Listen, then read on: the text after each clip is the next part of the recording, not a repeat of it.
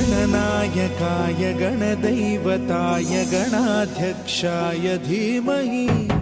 गुणशरीराय गुणमण्डिताय गुणेशानाय धीमहि गुणातीताय गुणाधीशाय गुणप्रविष्टाय धीमहि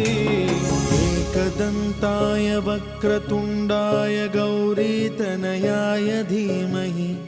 गजेशानाय भालचन्द्राय श्रीगणेशाय